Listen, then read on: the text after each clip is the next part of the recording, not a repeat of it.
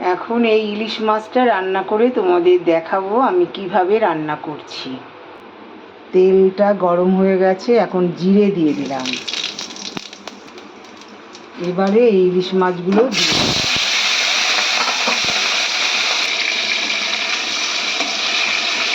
একটু এপাশ ওপাশ করে নিলাম, জাস্ট ভাজিনি, একটু জাস্ট এপাশ ওপাশ করে নিলাম। 1 সেকেন্ড এপাশ 1 সেকেন্ড ওপাশ।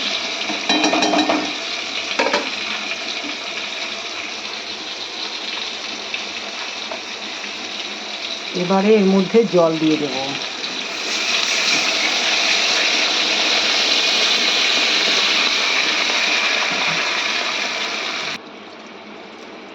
এবার জল দিয়ে দিয়েছি, এবার ঢেকে দেব।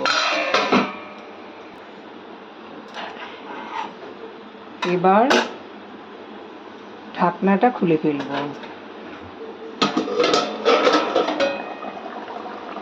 দেখো আমার ইলিশ মাছ রান্না রেডি।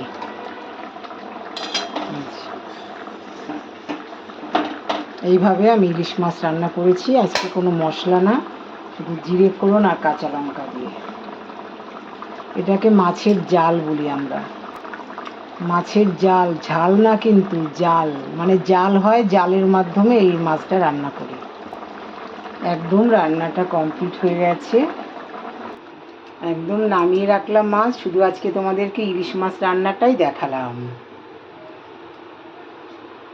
রেখে দিয়েছি, অল্প করে রান্না করেছি, অত বড় মাছ তো আর একদিনে খাওয়া যায় না। এইভাবে আমি রান্না করলাম আজকে।